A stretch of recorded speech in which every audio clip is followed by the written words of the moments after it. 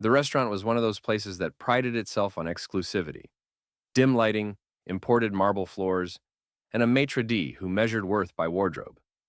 La Maison d'Or, the most talked about fine dining spot in downtown Atlanta, was the kind of establishment where money bought not only a meal, but an attitude.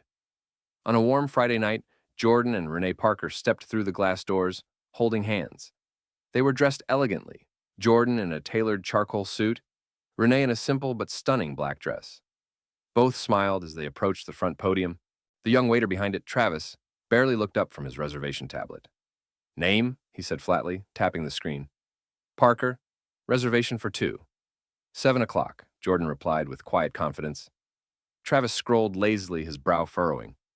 Parker, Parker, he smirked faintly. Sorry, don't see it. Renee leaned in. We booked last week. Got a confirmation email this morning. Travis looked up for the first time, his eyes scanning them with the kind of casual condescension that came wrapped in a smile. Right, and you're sure it was this La Maison d'Or? We don't have a fast casual section. Jordan's expression didn't change, but his jaw tightened. Yes, this one. Travis chuckled softly under his breath, shaking his head as if it were all a misunderstanding. Maybe check with Open Table again, yeah? Sometimes people confuse us with La Maison Bistro over on Peachtree. That's a little more, He trailed off, gesturing vaguely with his hand.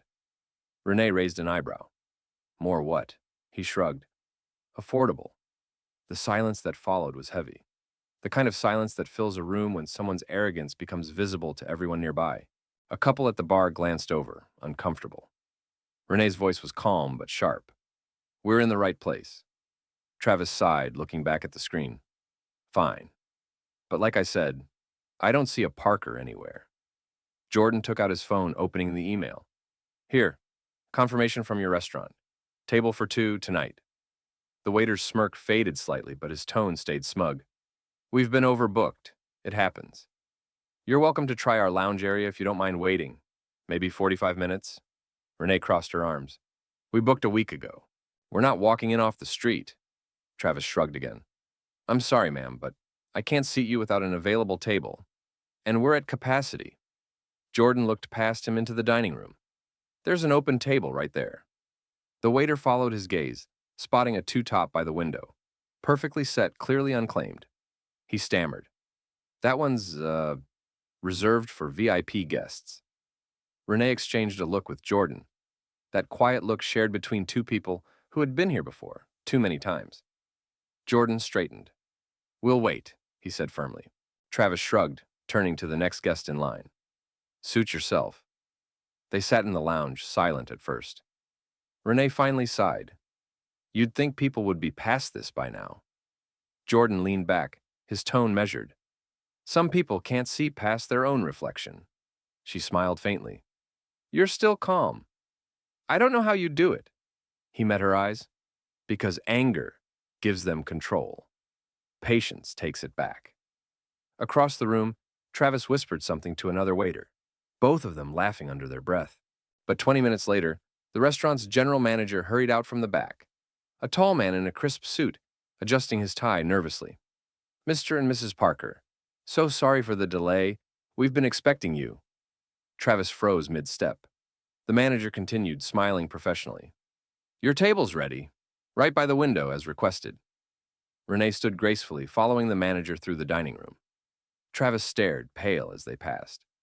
When the couple was seated, the manager bowed slightly.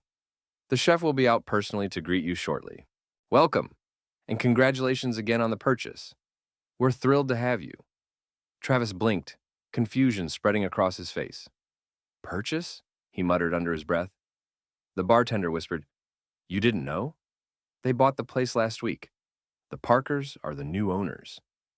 Travis's smirk vanished completely. His face turned red as realization hit him like a slap. At the window table, Jordan unfolded his napkin calmly, glancing once toward the podium. His voice was quiet but heavy with meaning as he spoke to Renee. Sometimes the tables turn faster than people think. Renee smiled softly. And sometimes it's poetic. They clinked glasses, the city lights reflecting in the window, and in that moment, the power balance in the entire restaurant shifted. The next morning, the dining room at La Maison d'Or was quiet. sunlight spilling through the tall windows, glinting off polished glassware and silver. Staff members whispered among themselves, their voices low and nervous. Word had spread like wildfire. The Parkers own the restaurant now. Behind the bar, Travis wiped a glass that was already spotless, trying to look busy. His usual swagger was gone. Every time the door opened, his stomach tightened. At precisely 9 o'clock, Jordan and Renee Parker walked in. Not as guests this time, but as owners. Jordan wore a crisp navy suit, calm and confident. Renee was dressed in a white blazer, her demeanor warm but commanding. As they entered, the manager, Mr. Dalton, hurried over. "Good morning, Mr. and Mrs. Parker," he said, his tone somewhere between pride and panic. The staffs assembled, as requested. Renee smiled. "Thank you, Mr. Dalton. Let's begin." They gathered in the main dining area, waiters, chefs, hosts, all lined up awkwardly by the grand piano. Travis stood among them, his hands clasped tightly, eyes fixed on the floor. Jordan looked around the room. "I know change can be uncomfortable," he began, his voice steady but warm. "But let me be clear. We didn't buy this place just to own a restaurant.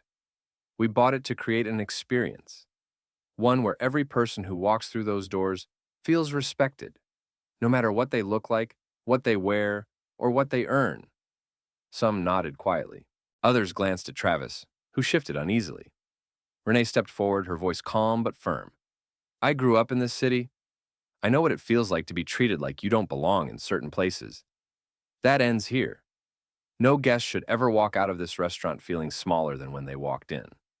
She paused, her gaze resting briefly, intentionally, on Travis. "Respect isn't optional.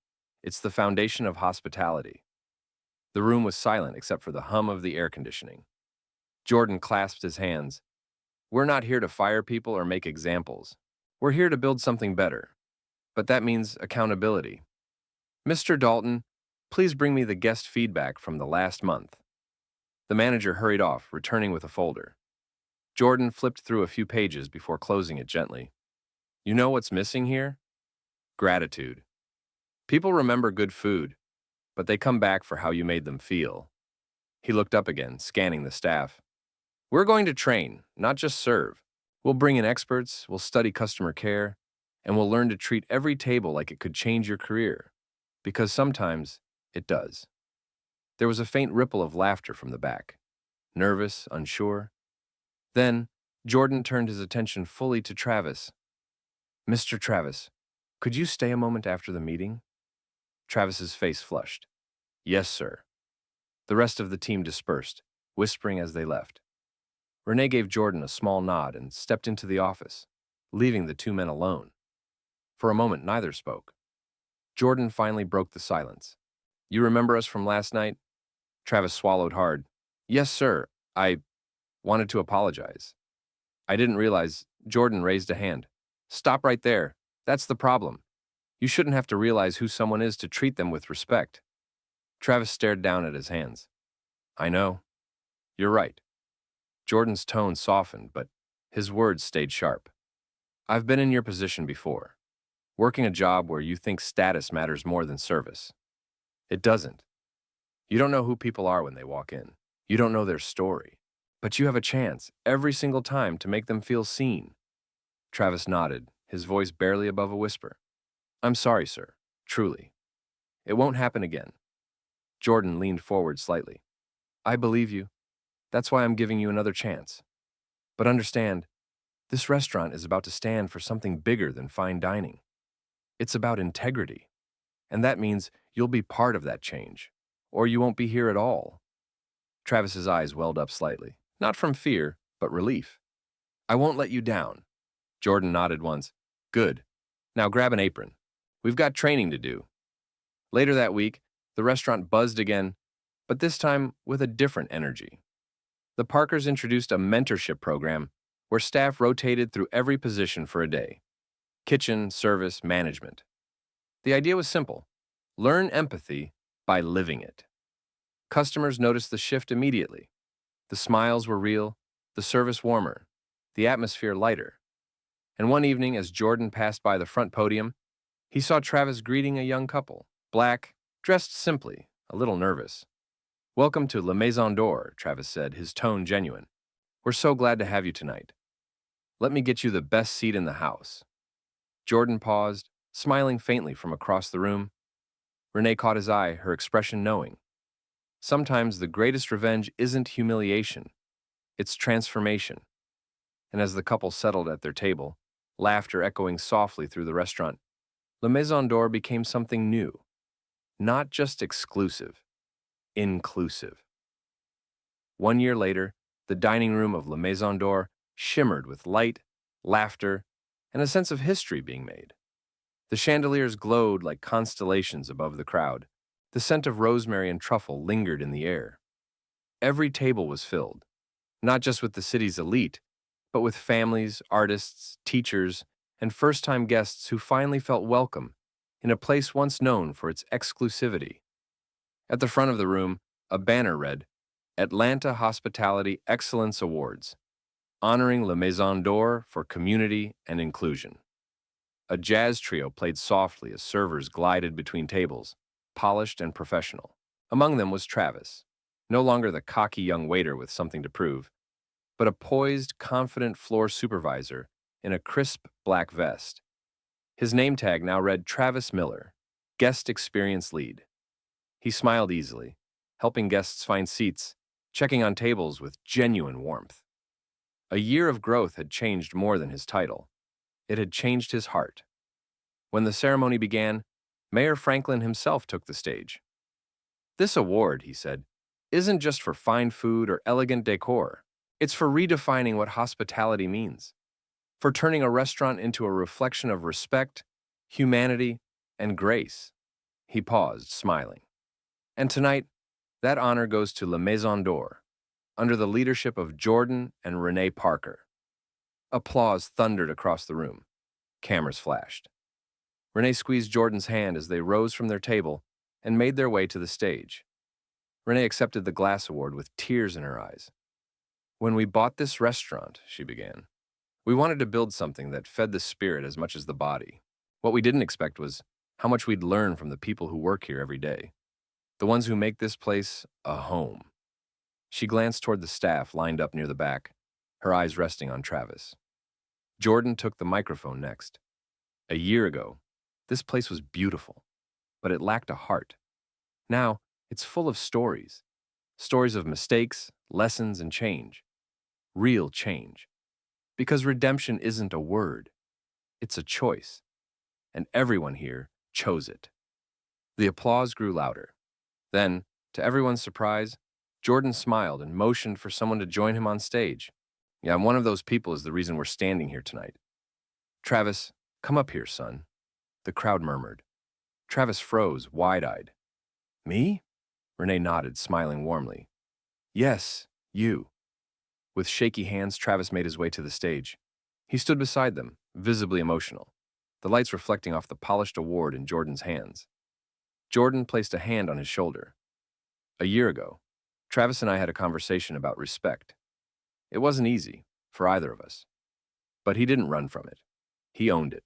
And because of that, he became one of our greatest leaders. The room fell silent, hanging on every word. Travis took a breath and stepped up to the microphone. His voice cracked slightly at first. A year ago, I was arrogant. I thought good service meant pretending to be better than the people I served. Then I met the Parkers. He glanced at them, his eyes wet. I made a mistake, a big one. But instead of firing me, they taught me something no job ever had. Humility, grace, and what real hospitality looks like. He looked out at the audience, steady now. People asked me what changed this place. It wasn't the menu or the decor. It was love, the kind that doesn't excuse you but refuses to give up on you. That's what changed me. That's what built this. The applause rose again, loud, genuine, heartfelt. Some of the staff clapped through tears. As the music swelled, Travis handed the microphone back to Jordan. The three of them stood together, a black couple and a white waiter, united not by shame or power, but by transformation. After the ceremony, as the guests mingled and photographers packed up, Travis approached the Parkers quietly. I meant every word, he said softly. Renee smiled. We know you did. Jordan grinned. You've come a long way, Travis. Travis laughed, rubbing the back of his neck. Funny thing is, I think this place changed me more than I ever changed it. Jordan nodded. That's what growth does. It makes the world around you better just by making you better. They stood there for a moment, watching their staff serve dessert.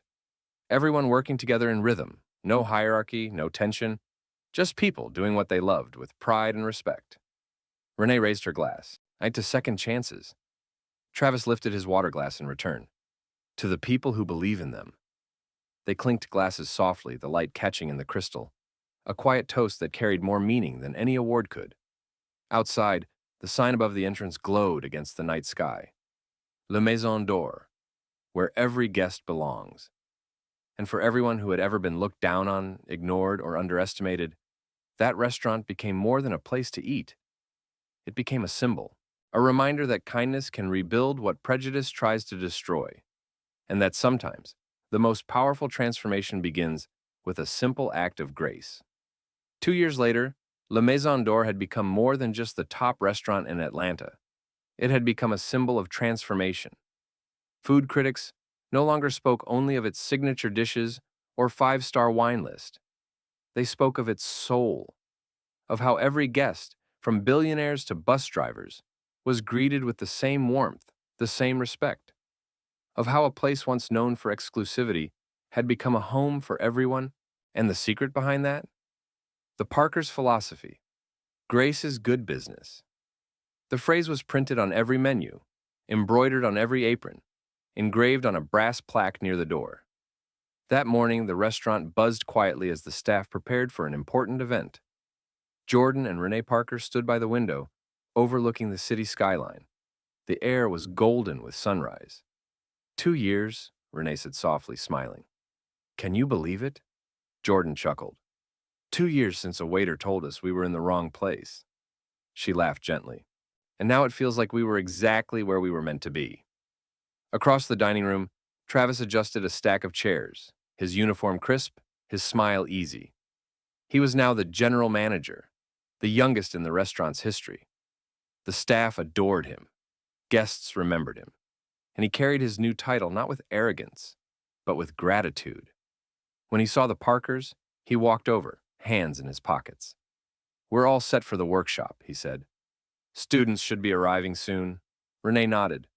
Good. How many did we get this time? 32, Travis said proudly. High school seniors from all over the city. Some of them have never even been to a fine dining restaurant before. Jordan smiled. Perfect. Then, this will mean even more to them. The Parkers had started a program called Table of Tomorrow, a mentorship initiative that taught young people the fundamentals of hospitality, leadership, and respect. Not just how to serve, but how to see people. Travis turned to the window, watching the first group of students arrive. I wish someone had taught me this when I was their age, he said quietly. Jordan clapped him on the shoulder. You're teaching it now. That's what matters. By noon, the restaurant had transformed into a classroom. The tables were filled with eager students taking notes, as Renee led a discussion about empathy in business. Jordan demonstrated how to read a guest's comfort level. And Travis, standing at the podium, voice steady, shared his own story. I used to think hospitality was about impressing people, he told them. Now I know it's about connecting with them. A smile, a tone, a small act of kindness. It can change someone's entire day. It changed mine. The students listened in silence. Some nodded. A few wiped their eyes.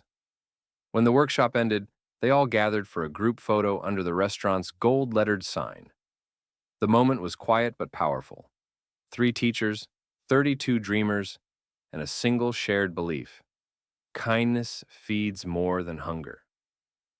That night, after the students had left and the restaurant lights dimmed, the Parkers sat at their usual table by the window. The same table they'd been denied years ago.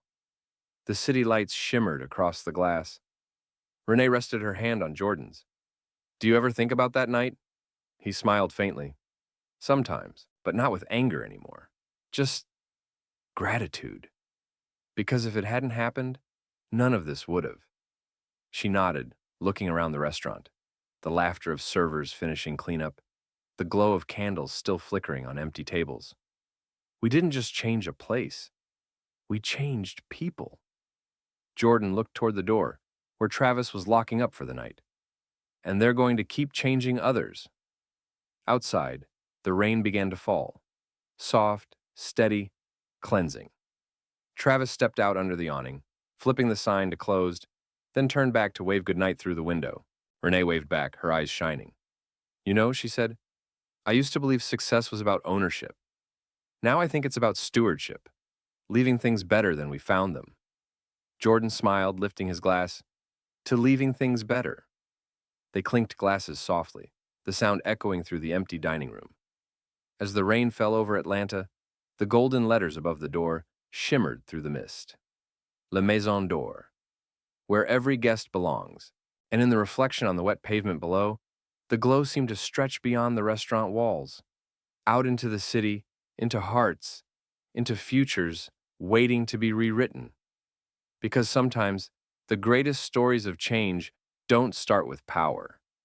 They start with a table, a mistake, and a choice to do better. 10 years later, La Maison d'Or was more than a restaurant. It was an institution, a symbol etched into the city's identity. Its reputation had spread far beyond Atlanta, featured in magazines, documentaries, even business schools, studying its transformation from arrogance to empathy. But for Jordan and Renee Parker, success was never about headlines. It was about people. That morning, as sunlight poured through the glass facade, Renee stood in the dining room, watching a new generation of staff polish glasses and set tables with precision. A mural on the far wall caught the light, a painted golden table surrounded by people of every color, age, and background. Beneath it were the words, "Every guest belongs." Travis, now in his mid-30s, entered with a stack of papers. His hair had a few gray strands now, but his eyes were calm and full of purpose. "Good morning, Mrs. Parker. The new applicants are here for interviews." Renee smiled. "Thank you, Travis. How many?" "About 20, he said, flipping through the clipboard. "One of them, a kid named Marcus, reminds me a little of myself back in the day. Nervous, rough around the edges, but you can tell he's got heart." Renee chuckled. "Then he's already halfway there." Down the hall, Jordan was leading a group of visiting business students through the kitchen. They listened intently as he explained how the restaurant's success wasn't born from luxury, but from humanity. "See, people think fine dining is about perfection," he said. "It's not. It's about connection. The way you make someone feel lasts longer than the flavor of the meal." One of the students raised a hand. "Sir, how did you turn around a business that had such a toxic reputation?" Jordan paused, his expression thoughtful. "By remembering that change doesn't start with a company. It starts with a person. We didn't try to fix the system first. We fixed ourselves." He smiled slightly. "And sometimes it takes one uncomfortable moment to wake a whole world up." That evening, the restaurant was closed to the public for a private anniversary gala, 10 years of grace. The staff gathered with their families, the lights dimmed, and soft piano music played in the background. Travis took the stage first, now confident and commanding. 10 years ago, I was standing behind that podium, the one right over there, and I made a fool of myself. I thought I knew who belonged here and who didn't. I was wrong. The Parkers could have fired me on the spot. Instead, they did something harder. They forgave me." He paused, glancing toward them at their table. "That forgiveness changed my life, and it changed this place. Today, La Maison d'Or isn't just a restaurant. It's a family, and it's proof that people can change, if someone gives them the chance to." The room erupted in applause. Renee wiped away a tear. Jordan gave him a small nod of pride.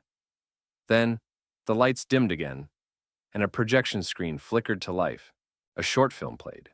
Clips of the restaurant's early days, interviews with guests, shots of community programs, mentoring events, and smiling faces. The final scene showed Renee and Jordan standing in front of the restaurant, a gentle wind brushing past them.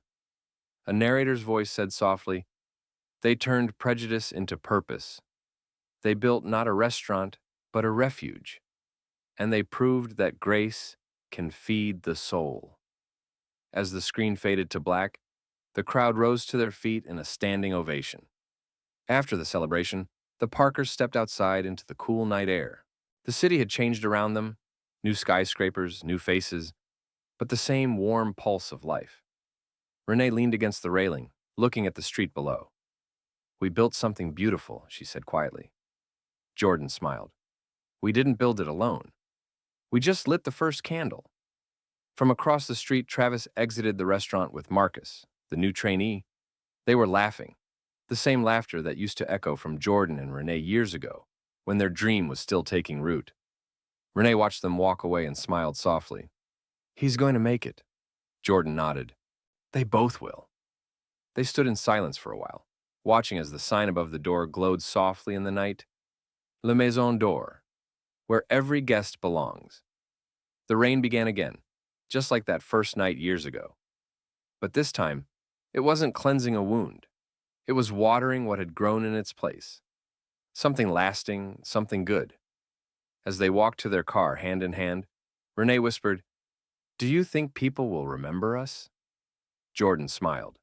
"If we've done it right, they won't have to. They'll just feel it."